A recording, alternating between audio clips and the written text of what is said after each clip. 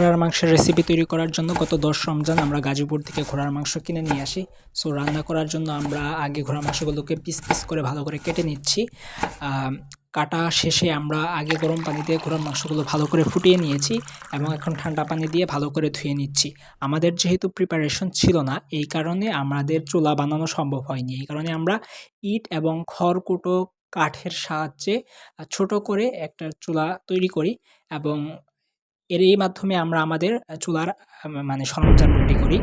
দেন আমরা মাটির হাঁড়িতে আগে থেকেই প্রসেস করে রাখা মাংসগুলো ভালো করে মাংসের সাথে মিশিয়ে পানির সাথে সেগুলো আমরা মাটির হাঁড়িতে চড়িয়ে দিই এবং এক পর্যায়ে আমরা মাংসের মধ্যে ভালো করে একটু বেশি পরিমাণে সরিষার তেল দিয়ে দিই। যেহেতু নতুন মাংস খাচ্ছি সেহেতু আমরা চাচ্ছিলাম যে মাংসটা একটু স্পাইসি করতে, এই কারণে মশলাও বেশি দিয়েছি, তেলের পরিমাণও আমরা অনেকটা বেশি পরিমাণে বাড়িয়ে দিয়েছি। এভাবে আমরা দীর্ঘক্ষণ চুলায় রেখে দেই এবং আস্তে আস্তে সেগুলো হতে থাকে, ফুটতে থাকে। দেন একটা সুন্দর ঘ্রাণ চলে আসে, একদম হুবহু গরুর মাংস কিংবা মহিষের মাংসের মতো একটা ঘ্রাণ চলে আসে। আমাদের মনেই হচ্ছিল না যে আমরা অন্য কোনো মাংস খাচ্ছি, মানে অন্য কোনো মাংস রান্না করছি, মানে ঘ্রাণটা ছিল পুরোপুরি গরুর মাংসের মতো।